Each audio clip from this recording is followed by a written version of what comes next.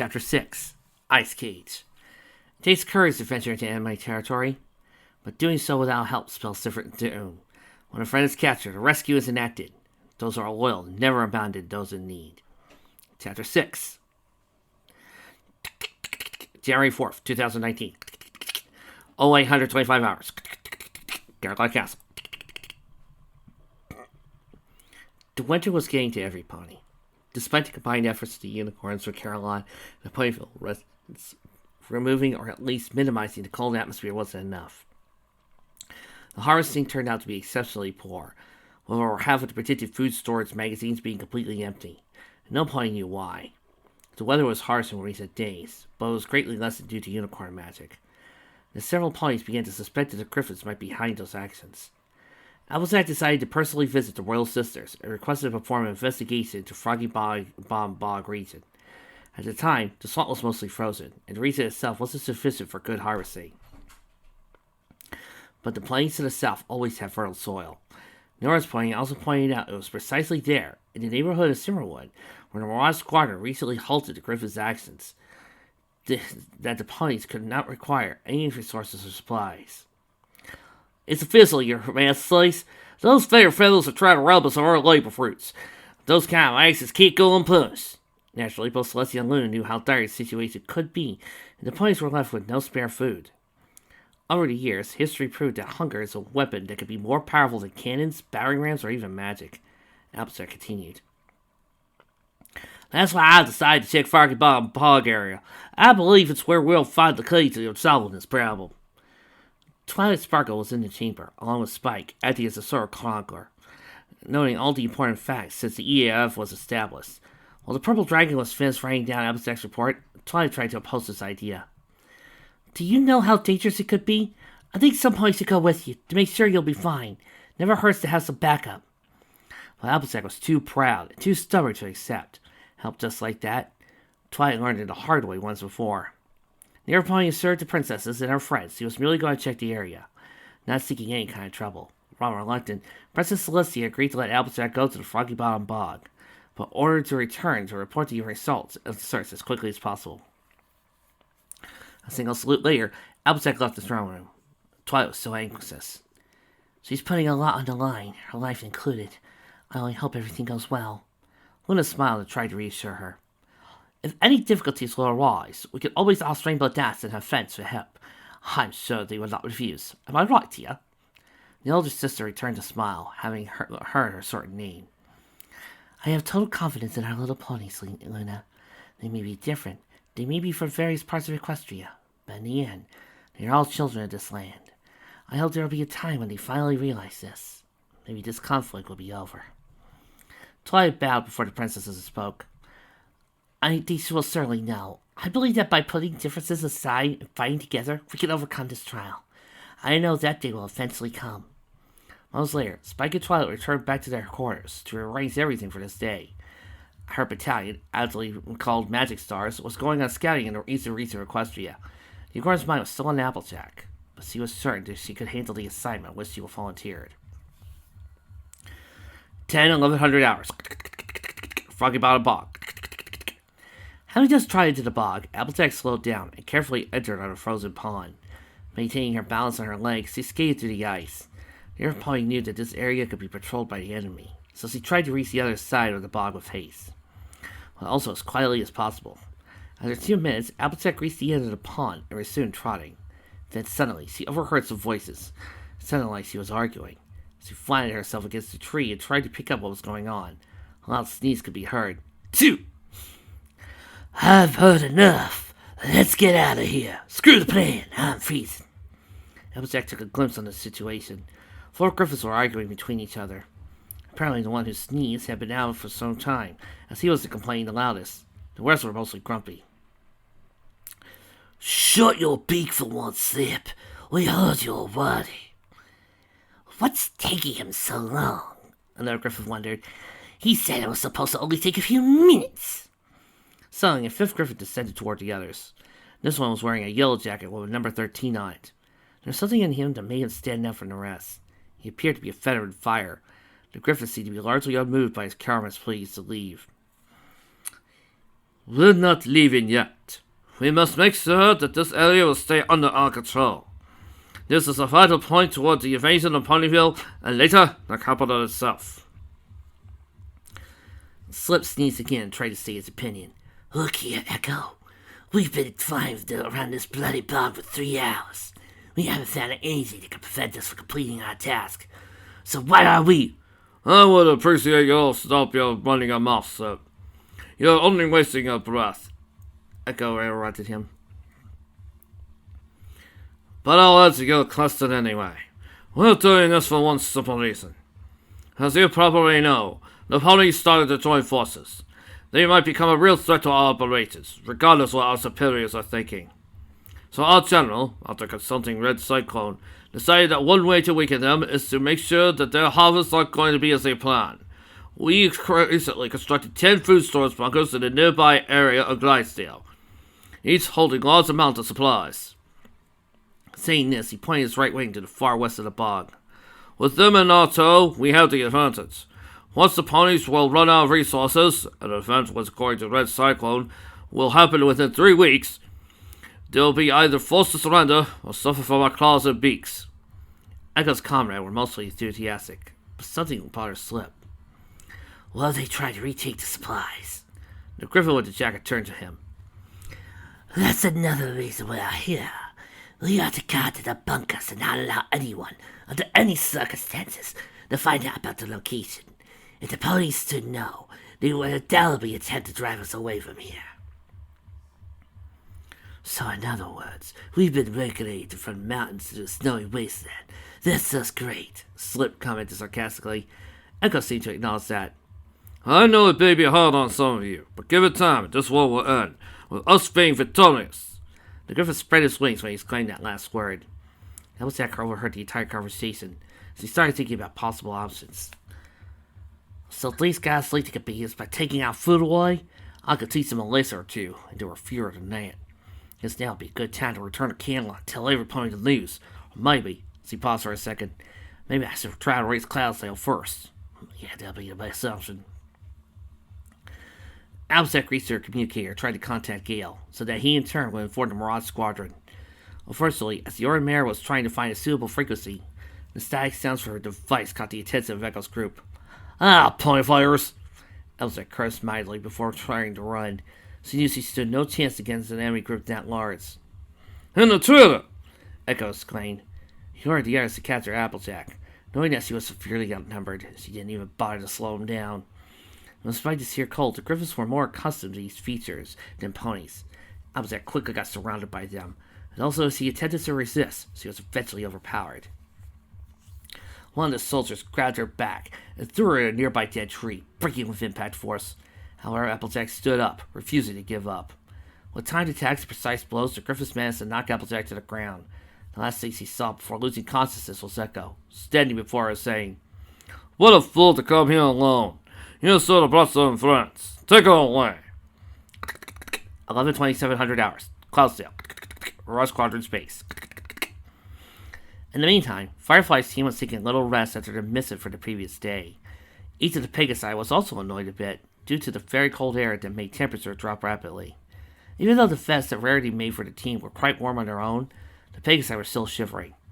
Rainbow proposed some exercises, but Lightning Bolt was busy analyzing the radar, while Cloudkicker, Medley, Derpy, and Fluttershy decided to play tag instead.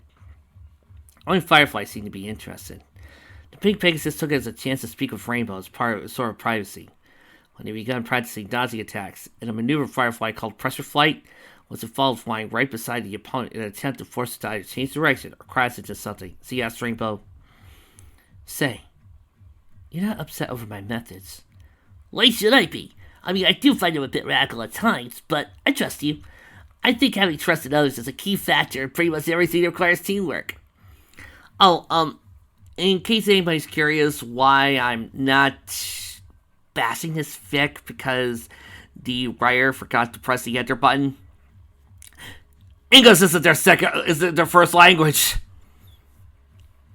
Whenever I hear that, I feel bad for ever bashing on grammar or spelling mistakes, because then I feel like I'm kicking a poor cow with a broken hoof. Well spoken. Firefly smirked. Now let me ask you this. When you went to help Fluttershy and Medley, you did this out of loyalty, or because you care about them? Rainbow stopped in place and seemed to come up with a satisfying answer. How should I put this? Fluttershy is probably the first friend I ever had. I knew her since my childhood. She may be a scaredy pony at times, but deep inside she's got a compassionate heart. It's one of the things I like about her. Against Medley, she's alright. Might be a little exaggerated at times, but she's trying her best to help us. In fact, every pony does their best. It makes me feel glad to be part of this team. Firefly chuckled at his response. Rainbow leered at her. What's so funny? Nothing. But that's the kind of answer I was expecting from a pony like you, the Pegasus replied. I agree we all have potential to become new heroes of Equestria. But there's one more thing I'd like to know about you, Rainbow Dash. Fire away! Is there something important in your life? Rainbow wasn't expecting that kind of question. We were feeling unsure. Oh, what do you mean by that, Firefly? Simple. I want to know, is there something that's been holding a meaning to you? Something that you share a lot of time with? Something that, if it would be possible, you would call a surrogate sister? Perhaps something for whom you would not hesitate to put yourself in harm's way, just to be certain it will be safe? Blue Pegasus was completely taken off guard by this. So you want to know why would the team leader bring up such issues at a time? But Firefly struck it off. Can't I be a little curious? I'd like to know something more about you. Is that so bad? No, well, alright. If you really want to know, I'll tell you. Both Pegasi flew down and situated themselves in the room's corner, still observing other ponies playing tag. Rainbow spoke with warmth in her voice, as he rarely had a chance to tell others how she felt for real. My friends are the most important thing in my life. In a way, they give me strength and care. When I'm feeling down, they come to cheer me up. But among them, there's one pony I would not hesitate to call best friend ever. Do you remember an orange surf pony with a cowboy hat you saw when you first arrived at Camelot? Uh-oh. Trixie! Get the Yuri meter. Yuri coming right up! Boop. Firefly nodded. She remembered her well, standing beside 4 other ponies, all of which, along with Rainbow and Fluttershy, representing the elements of harmony. They are also stained glass windows. Is she the one? Asked Rainbow. Yeah, her name's Applejack. We're competing each other often, but it's mostly for entertainment. It's like a sport. Normally, we would be fighting those Griffins side by side right about now. But I think that besides Fluttershy, she probably understands me the most. At that moment, Rainbow paused for a second and looked at Firefly. But I still don't get why you're asking me this. Firefly gazed into Rainbow's eyes. I sometimes thought that friends are nothing more than a hindrance. I was alone in my travels. I never had any pony to look after me, to talk to me, to confess my problems. Now I kind of regret it. Her ears drooped down briefly in sadness. You're a lucky girl, Rainbow. Sometimes I wish I could have a life like yours. But after my parents died and I decided to begin my travels, I was all alone, with nobody to talk to. Rainbow felt sorry for Firefly. She apparently had a rough life. The Blue Pegasus wanted to offer her some comfort. But it was this moment that the alarm went off. The pink mare sighed. Can we finish this conversation later? Sure thing. Within a minute, all Pegasi were assembled in mission control. Lightning Bolt was just going over the details of the report that Gale sent. It seemed that a pony was dispatched to the Froggy Bottom Bog in order to learn something about the sudden disappearance of the food. The final signal that could be identified was too short to trace it precisely. Gale told me that Princess Celestia sent a pony named Applejack to investigate the case of the missing harvest. She seemed to have found the culprits, but she was taken prisoner. All ponies, especially Fluttershy and Rainbow Dash, were shocked to hear that. A brief discussion ensued. She went there all by herself? She's crazy! Debbie exclaimed. Says a mare who took on 3 griffins by herself. Cloudkicker reminded the Great Pegasus, making her blush a little. Applejack may be in a possession of vital information regarding the harvest. Lightning Bolt pointed out, it wouldn't hurt to carry out a rescue operation. I'm going. We'll be back before you know it. Rainbow announced smugly. It was about to leave the base. Medley tried to reassure her. Wait, you can't go alone. You'll be called too. Kid's right. I'll go with you, Rainbow. Cloud offered assistance. Although Fluttershy seemed a bit scared, she was also determined to save Applejack. However, Rainbow remained unflinched. No offense to you girls, but I'd rather go by myself. I mean it. It'll be faster this way. The risk is too great, Rainbow. Derpy tried this time. You don't know what you'll find when you get there. Besides, you don't even know if Applejack is... Before she could finish the sentence, Rainbow glared at her, silencing the gray mare. I know she's alive, and I will save her! Her friends were looking a bit worried, but Firefly understood what Rainbow was going through. Even though she didn't have many friends in her life, those who became them were important to her. If something would happen to her friend, she would do anything to save it too. You have my permission, Rainbow. Go and save your friend, and try not to die. Make it one piece, you hear? We still haven't finished our conversation. Rainbow grinned at his statement. Come on, this'll be a cinch for me. Seeing that there was no way to convince Rainbow to stay, or at least take some point with her, Rainbow approached her and gave her a big hug. You be careful out there, Rainbow. The Blue Pegasus smiled in response, then turned around and flew away, toward Froggy Bomb Bond. Most of the Pegasi were surprised by Lightning's action. Lightning, are you worried about Rainbow too? Cloudkicker asked. The White Pegasus turned to her. She was smiling. That goes without saying. That's why I gave her a little something that'll help us locate her. Things get dicey. Saying this, she saw a contraption with a pulsing blue dot that was going farther and farther from Cloudsdale. It appears to be some kind of tracking device. She seemed to have placed it in something in Rainbow's mane that will allow the others to know where she is. I like the way you think, Thunder. Very efficient. Firefly praised her. 1,409 hours. Froggy Bottle Ball. Once she arrived in the area, Rainbow Dash looked around, trying to find any traces of her friend. She noticed some hoof prints of the snow and followed them towards the frozen swamp. Rainbow flew to the other side and saw something that temporarily made her freeze in fear. A small puddle of dried blood. It was clear that someone fought here. The place was trashed, and it became apparent that Applejack was beaten and taken somewhere else. All possible traits pointing to Rainbow in the direction of a small cave to the north. What surprised her was the fact that there were no guards around it, and the entrance was open wide. Still concerned about her friend's fate, she carefully entered the dark cave. Pausing for a moment to allow her eyes to adjust, Rainbow made her way deeper and deeper, whispering Applejack's name. In one moment she heard a quiet moan of pain. Despite obvious danger of being discovered, she rushed towards its source. Once she heard a chamber filled with beautiful, shimmering crystal icicles, she heard a voice speaking in a commanding tone. My presence is willing thin. Talk! Who has sent you? Rainbow got a little closer, peeked in from behind the wall. To her heart, she saw a griffin torturer interrogating Applejack. She was literally pinned against the wall by chunks of ice around her legs, unable to move at all. The griffin approached and grabbed her by the throat, trying to make her talk. Rainbow's heart started to beat faster. Applejack expectorated. Who you working for, anyways? Almighty, you're way too dumb to be in charge of all this. What's your tongue?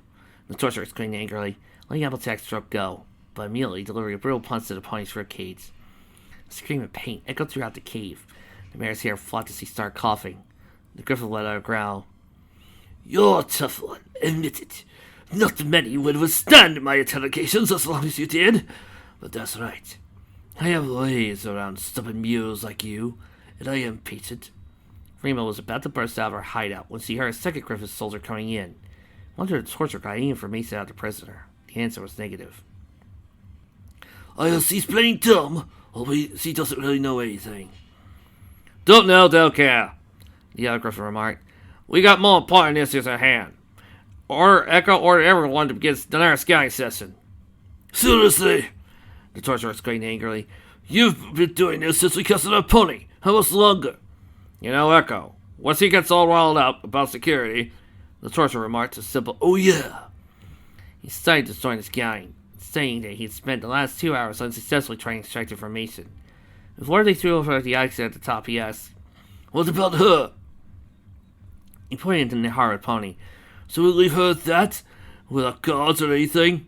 She's not going anywhere. The mare's too exhausted to try to escape. Convinced, the soldiers left the cave.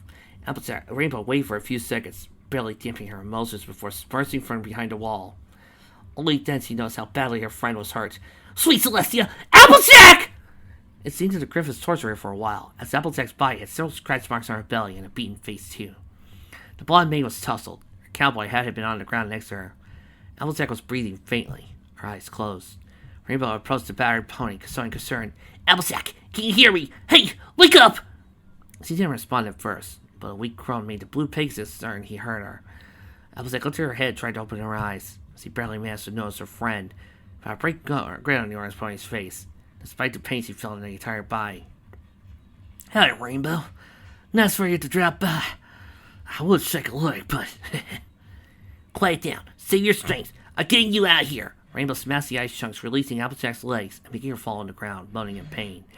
Rainbow managed to catch and cradle her, looking badly at her mare. "Oh, here, AG. Everything's gonna be okay." Applejack smiled warmly, unsuccessfully trying to conceal the suffering she was enduring. "Rainbow, I never thought I'd be so happy. Seeing you, my ribs. What's he done to you? I think I felt that last punch. I tell you, he'll do every second of it, but I'll be fine. You'll be glad to know I have some news about the missing food." She tried to stand up, but the pain was overwhelming her. Rainbow tried to calm her down. "We'll talk about it after we get back. Can you walk?" "I'll try." Applejack could barely stand on her legs, but assured Rainbow she'll manage. She shared some details about the food bunkers with her friend as they were trying to leave the cave. About halfway out the cave, the orange pony collapsed on the floor. "Applejack! Are you all right?" Rainbow cried. "I'm sorry, Rainbow. I'm too tired to go on. Leave me here." Oh, there we go again! Rainbow offered to carry Applejack on her back. Initially reluctant, she ultimately agreed. However, unbeknownst to them, Applejack's assailants were fully aware that somebody will try to rescue her. The second Rainbow and Applejack got out of the cavern, almost immediately greeted by Echo and his group. "Leaving already," one of the Griffins said mockingly. "We were waiting for a special guest, so we left the invitation wide open." Rainbow was clearly angered, but trying to analyze the situation. Applejack was also wounded. They were surrounded by 5 Griffins, with one of them presumably as skilled as Edge from Zerkos. Their chances of escaping were very slim. But the Pegasus was not willing to throw in the towel. "I'm not interested in joining your party, boys. Now you excuse us, we're going back." All the Griffins except Echo warned in laughter. Instead, he came in closer, trying to point out to Rainbow, and they had no possibility of winning. Other Griffins also started approaching them, about to handle the punishment. Rainbow looked at her friend. "You know, AJ," the Blue Pegasus remarked. "Yeah, partner? It was stupid of you to come alone. I could say the same about you. Where are the others?" Applejack grasped Rainbow to try to say something, but it seemed the words got stuck in her throat. Applejack gave a friendly look, like she was trying to say, "I don't blame you, but what you did was dumb." Just then, when it seemed like the 2 friends were about to meet their end, wham! A big block of ice fell from the sky, shattered into a million pieces in the near vicinity. Everyone was surprised it was the Pegasus from Mirage Squadron who had dropped it. They landed before the Pegasus and completely stunned Griffiths and to their friends. There's Mighty Wings playing again. I don't think I'm ever going to get the Top Gun soundtrack off my head. Firefly looked around, pleased for the effect of such a big entrance, and smugly remarked, "Looks like we arrived in the nick of time. What does that make us, Thunder?" "Big main heroines, Flash," Lightning Bolt replied. The Pegasus laughed briefly before turning their sights on their enemies, who were still surrounding Rainbow and Applejack. "You gotta release them, or should we knock some sense into you?" Derpy asked. "What kind of idiot will let his prey go like that?" one of the Griffins yelled. "Hey, it never hurts to try," Clugger jumped in. Echo jumped forward. "Do not think we'll give them without fight. You should know this by now." "Oh, trust me, I do know," Firefly assured him. "You, on the other hand." At this moment, she winked to Rainbow, who quickly dashed to them with Applejack on her back. Before anyone could react, the Pegasus broke into a circle of Griffins, now standing by her friends. "You don't seem to know that distraction's always the best option," said the Pink Mare. Naturally, this only infuriated the Griffins. They tried to attack the ponies, but their agility was outmatched. They outsmarted their foes in every possible aspect. Echo clasped with Firefly. "I could see that Jet was right about you. Underestimating you is the easy way to get hurt."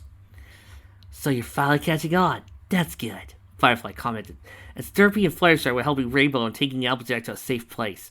Lightning Bolt, Medley, Cloud Kicker aided Firefly, repelling the Griffins away. It wasn't easy this time, as they knew the importance of this region. They wanted to hold it at any cost, so they fought viciously, didn't give the ponies a breather. One of the Griffins scratched Medley's back a little, but she retaliated with a fierce punch to the face, followed by Lightning Bolt, performing another shining spark. The attacker was knocked down to the ground. The three friends who fought together against the remaining opponents and ultimately forced them to retreat. Echo proved to be a dangerous opponent to Firefly. He was the most agile and strongest Griffith agent she had fought against so far.